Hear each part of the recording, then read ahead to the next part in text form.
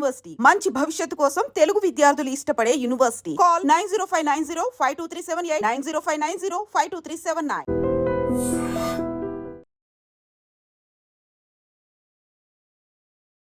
అందరికీ నమస్కారం. Welcome back to IT media. నేను మీ ఝాన్సీ. ఎప్పుడు మనం ఆనందంగా, ఆహ్లాదంగా, ఆరోగ్యంగా ఉండాలి అంటే ఏం చేయాలి? ఫుడ్ హ్యాబిట్స్ మార్చుకోవాలా? కొంతమందిని చూస్తుంటే అసలు వీళ్ళకి ఒక 50 ఇయర్స్ ఉన్నా కానీ మీకు 50 ఇయర్స్ అని చెప్పే వరకు కూడా అర్థం కాదు. చాలా తక్కువ ఏజ్తో కనిపిస్తూ ఉంటారు.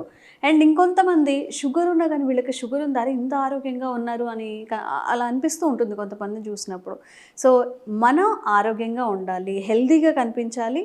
ఇలాంటివి మన మనసులో ఉన్నప్పుడు ఎలాంటి విధానాలు పాటించాలి, దీని గురించి తెలుసుకుందాం. ప్రస్తుతం అంతా ఉన్నారు 35 ఏళ్లుగా ఆయుర్వేద వైద్యంలో తనకంటూ ఒక చరిత్ర సృష్టించుకున్న చిట్టుబొట్ల మధుసూదన్ శర్మ గారు. నమస్తే సార్. నమస్తే. ఎలా ఉన్నారు సార్?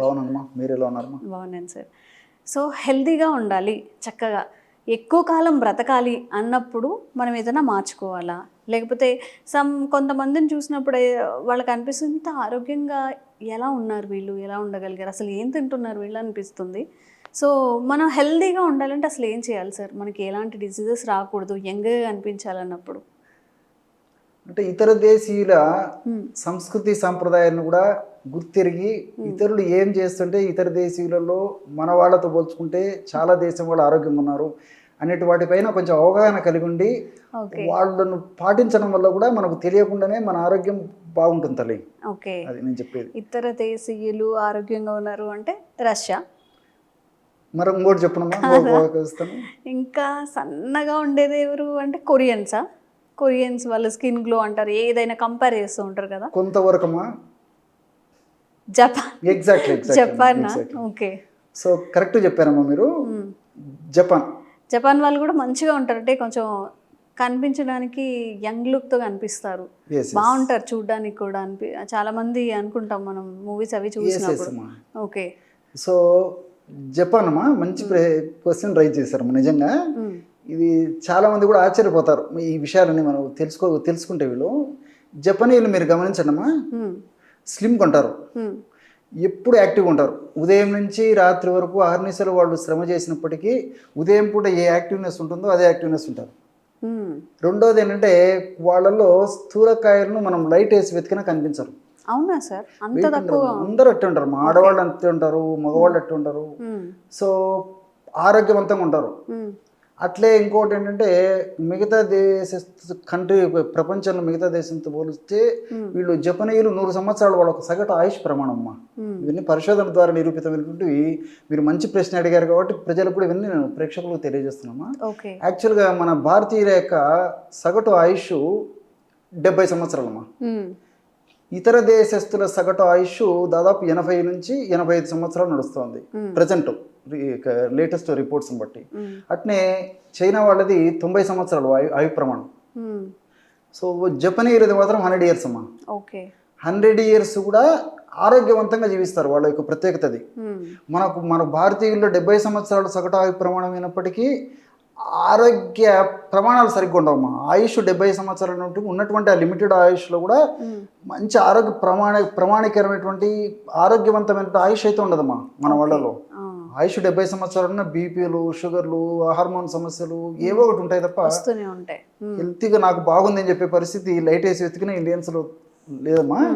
సార్ జనరల్గా చెప్పుకోవాలంటే మనం ఇతర కంట్రీస్లో పోల్చుకుంటే వాళ్ళు జంక్ ఫుడ్ ఎక్కువ తింటారు. ఇప్పుడు ఒక కంట్రీ తీసుకుంటే వాళ్ళు ఎక్కువ సీ ఫుడ్ తింటారనో లేకపోతే ఎక్కువ ఆయిల్స్తో తింటారని మనం అనుకుంటాం. మన ఇండియన్ కల్చర్ ప్రకారం అన్నీ మనం ఇంట్లో వండుకొని తింటాం, మనం బాగుంటాయి మన వంటలు అని చెప్పి. బట్ ఇక్కడ ఈ డిఫరెన్స్ ఎందుకు వస్తుంది? వాళ్ళు ఎక్కువ కాలం బ్రతకడానికి, యంగ్ లుక్ కనిపించడానికి, మనం బ్రతికినా కూడా ఇట్లా డిసీజెస్గా అంటే ఏదో ఒక రోగాలతో ఉండడానికి అవగాహన లోపము. పెద్దల మాట సర్దిమూట అని చెప్తుంటారమ్మా.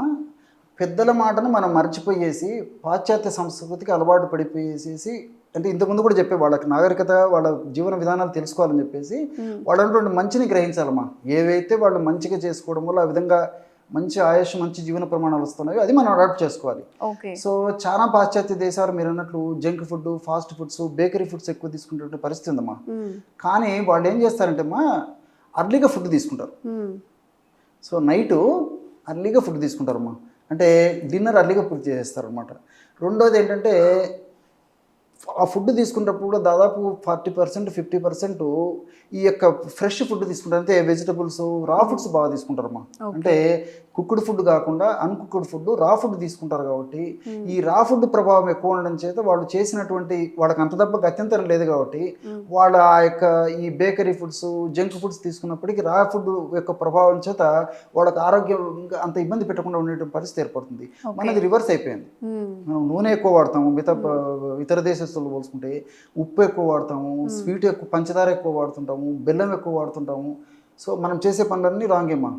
కాబట్టి ఏమంటే పద్ధతి ప్రకారము శాస్త్రీయంగా మనం ఫాలో అవుతే మనం కూడా ఆ విధమైనటువంటి జీవన విధానాన్ని చక్కటి ఆయు ప్రమాణాన్ని పొందడానికి అవకాశం ఏర్పడుతుందమ్మా. ఇప్పుడు జపనీయులు నంబర్ 1 అమ్మా. ప్రపంచంలో ఏ విషయంలో చూసినా వాళ్ళ క్వాలిటీ ఆఫ్ సర్వీస్ అట్లే ఉంటుంది. సో ప్రపంచ దేశాలకు వాళ్ళు ఇచ్చేటువంటి సర్వీస్ కూడా అమ్మా అట్లే ఉంటుంది. వాళ్ళు కూడా ఆరోగ్యవంతంగా ఉంటారు, వాళ్ళ పిల్లలు కూడా ఆరోగ్యవంతంగా ఉంటారు అమ్మా. సో దీనికి అనేక రకాల కారణాలు ఉన్నాయమ్మా. మీకు ఉన్నటువంటి సందేహాలు అడుగుతున్నాడే నేను చెప్తుంటాను అమ్మా. వీటికి సంబంధించి ఎందుకు సార్ అని కూడా మీకు డౌట్స్ చాలా వస్తుంటాయి. సో సార్ ఇప్పుడు మీరు రా ఫుడ్ అన్నారు. జనరల్గా ఇప్పుడు మనం చూసుకున్నట్లయితే రా ఫుడ్లో ఇప్పుడు మామూలుగా పంట పండించడానికి ఫర్టిలైజర్స్ యూజ్ చేస్తారు. కుక్ చేసుకోకుండా తింటే చాలా ప్రమాదం అని చెప్తున్నారు. రా ఫుడ్ అంటే ఎట్లా తీసుకోవడం? ఇప్పుడు మళ్ళీ దాన్ని ఏమైనా మెథడ్స్ ఉంటాయా? ఉప్పుతో క్లీన్ చేయాలని అవి ఇవని చెప్తుంటారు. ఎలా తినాలి మరి రా ఫుడ్? మాకు ఇప్పుడు ఒక సాల్ట్లో కాసేపు ఉంచేసి తీయడం వల్ల కొంత ఫర్టిలైజర్ ఎఫెక్ట్ పోతుందమ్మా. అంత అని చెప్పేసి సాల్ట్లో మనం కొద్దిసేపు పెట్టడం వల్ల ఆ ఇంటీరియర్ లోపల పోయినటువంటి ఆ ఫర్టిలైజర్ ఎఫెక్ట్ అయితే తీసేయలేమమ్మా. పైన ఉన్నటువంటి దాంట్లో కొంతవరకు పోతుంది తప్ప. లేకపోతే ఇప్పుడు ఇది ఉంది కదమ్మా వినేగర్ వాటర్ కలిపేసి అందరూ కూడా పెట్టడం వల్ల యాపిల్ సైడర్ వినేగర్. సో దానివల్ల పైన ఉన్నటువంటి తొక్క మీద ఉన్నటువంటి ఈ ఫర్టిలైజర్స్ ఎఫెక్ట్ ఏదైతే ఉందో ఏమా పెస్టిసైడ్స్ ఫర్టిలైజర్స్ ఎఫెక్ట్ పోతున్నాయో లోపలిదైతే పోదమ్మా. ఓకే, మరి దానికి ఏం చేయాలి సార్? ఏం చేయలేమా మనం? అది బాడీలో ఏమంటే డిఫెన్స్ మెకానిజం ఉంటుందమ్మా. సో దీనికి ఏంటంటే మా రాత్రి పూట అర్లీ డిన్నర్ మీరు చాలామంది ఫాలో అయ్యి చూస్తే కూడా దాని ఇంపాక్ట్ అర్థమవుతుందమ్మా. సో రాత్రిపూట ఎన్ని పనులు ఉన్నప్పటికీ, ఎంత బిజీ షెడ్యూల్ ఉన్నప్పటికీ 6-6:30కి తీసుకోవాల్సిన ఆహారం తీసుకొని మౌత్ క్లోజ్, మౌత్ లాక్ వేసేయాలమ్మా.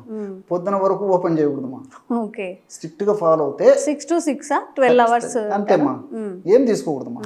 కొత్తలో ఒక వారం 10 రోజుల పాటు అలవాటు లేదు కాబట్టి మళ్ళీ రాత్రి 12-1 గంటకు మెలకు వచ్చేసేసి కడుపులో సంకటం తీసుకొని మంట తీసుకుని ఈ నిద్ర పట్టక ఇబ్బంది పడతారమ్మా. అలాంటప్పుడు ఒకవేళ ఇబ్బంది లేకపోతే నీళ్ళలో కాస్త తేనె వేసుకొని తాగొచ్చు. అలా లేకపోతే పల్చటి మజ్జిగ ఒక 5 రోజులు 6 రోజులు కొంచెం రాత్రిపూట అట్లా ఇబ్బంది ఉన్నప్పుడు అలవాటు చేస్తే బాడీ సెట్ అయిపోతుందమ్మా.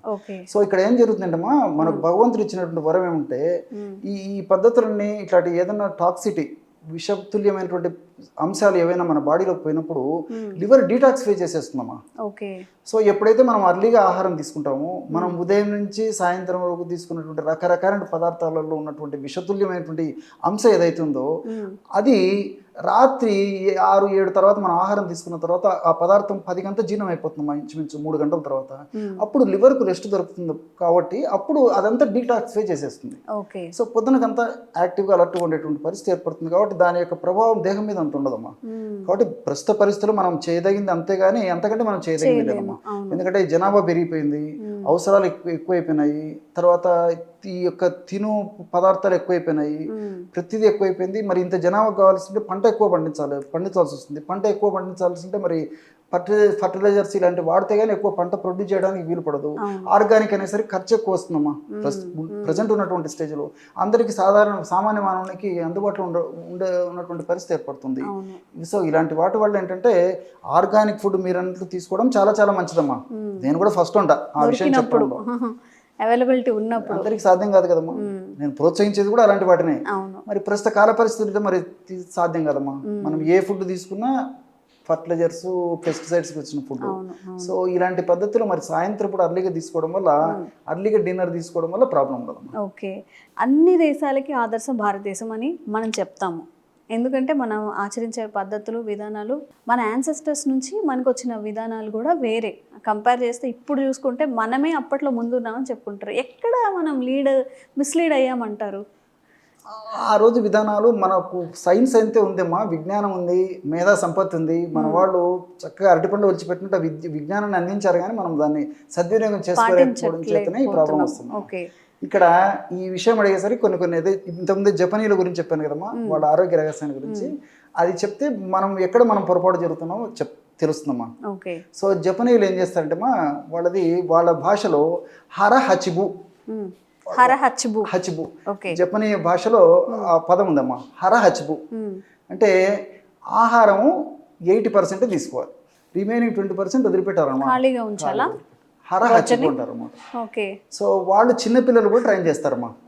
సో మనం ఏం చేస్తున్నామంటే కడుపు నిండా తినడము, ఇక్కడికి వచ్చి ఉంటుంది, ఇక్కడికి నోట్లో కూడా వస్తుంటుంది, కుక్కుతూ ఉంటారు కదా పిల్లలకి, చిన్న పిల్లలు కూడా ట్రైనింగ్ కూడా చిన్నపిల్లలు అభిమానంతో పిల్లల మీద ఆప్యాయతో ఈ పద్ధతిలో వాళ్ళు అన్నం మీద కానీ ఫుడ్ మీద కానీ ఆసక్తి లేకుండా చేస్తారు, కుక్కి చేస్తుంటారు. జపనీయులు ఏం చేస్తారంటే పేరెంట్స్ కానీ పెద్దలు కానీ చిన్నపిల్లలకు ఆ ట్రైనింగ్ ఇస్తారు, హచిబు అంటారు అనమాట. సో వాళ్ళకి ఏం చేస్తారంటే జస్ట్ 80% ఫుడ్, 80% ఫుడ్ రిమైనింగ్ వదిలేసేస్తారమ్మా. టైమ్లీ ఫుడ్ ఇస్తారు. అందుకే మితబుక్ కాలబుక్. మన భారతీయ సంస్కృతి సాంప్రదాయంలో హితమైనటువంటి ఆహారం తీసుకోవాలి, మితంగా తీసుకోవాలి, సకాలం టైం ప్రకారం తీసుకోవాలి. వాళ్ళు అది ఫాలో అవుతున్నారు, మనం ఫాలో కాలేకపోతున్నాం. అన్నీ పోతున్నాయి. హితమైనటువంటి ఆహారం తీసుకోవడం లేదు, జంక్ ఫుడ్కి అలవాటు పడడం, మితమైనటువంటి ఆహారం తీసుకోవడం లేదు. ఎన్నిసార్లు తీసుకున్న పొద్దున, మధ్యాహ్నం, సాయంత్రం, రాత్రి, అర్ధరాత్రి, తెల్లవారుదామని ఇక్కడి వరకు ఆహారం తీసుకుంటాం. కాలబుక్ ఎక్కడుందమ్మా? మితబుక్ లేదు, కాలబుక్ లేదు, హితబుక్ లేదు. సో పద్ధతులు మంచివే, మన వాడు చెప్పి దాన్ని ఆచరించలేకపోవడం చేత ఈ విధంగా జరుగుతుందమ్మా. సో జపాన్ వాళ్ళది మరొకటి ఇదే, ఈ విషయంలో మరొక విషయం కూడా నాకు గుర్తొస్తుందమ్మా. పూరయే తసేనైనా అర్థం అంటే అర్ధభాగము కడుపును పూరించాలి ఆహారం ద్వారా అని చెప్పేసి మన పెద్దలు చెప్పిందమ్మా, వేదశాస్త్రంలో ఉంది. సో మిగతా భాగము కొంత భాగం నీటి కోసం, కొంత భాగం వాత సంచారం కోసం వదిలిపెట్టాలని చెప్పేసి చెప్పడం జరిగిందమ్మా. సో దీన్ని మనం ఫాలో కాకపోవడం చేతనే మరి మనకు ఆయుష్ కూడా అక్కడికక్కడికి ఉండేటువంటి పరిస్థితి ఏర్పడుతుంది. అంటే సగం ఫుడ్ ఉండాలి, ఒక 25% ఏమో వాటర్ ఉండాలి, మిగతాది ఖాళీ 25% ఖాళీగా ఉండాలి. అప్రాక్సిమేట్గా అట్లా ఉండాలమ్మా. కానీ మనం డైలీ తినేదేమో మొత్తం ఫుడ్డే తీసేసుకుంటాము, తర్వాత కొంచెం వాటర్ తాగుతాం, ఇంకంతే. ఖాళీ అనేది ఉండదు. దీనివల్ల కూడా వన్ ఆఫ్ ది రీజన్ ఇబ్బంది కలుగుతుంది. సో వాళ్ళు ఇంకోటి కూడా ఏం చేస్తారంటే ఫ్రెష్ ఫుడ్ తీసుకుంటారు. తీసుకునేటువంటి ఆహారంలో కూడా దాదాపు 50% వెజిటబుల్స్ అమ్మా, రా వెజిటబుల్స్, అనుకుక్కుడు ఫుడ్ తీసుకుంటారు అనమాట. సో ఇంకోటి ఏంటంటే ఫుడ్ తీసుకున్నప్పుడు కూడా మన వాళ్ళు పెద్ద పెద్ద ప్లేట్లలో పెట్టుకొని తినేటువంటి అలవాటు. వాళ్ళు చిన్న ప్లేట్స్, మీరు కొన్ని వీడియోస్ కూడా చూడండి. సో చిన్న ప్లేట్స్, చిన్న బౌల్స్, చిన్న పిల్లలు అంతే, పెద్దోళ్ళు అంతే.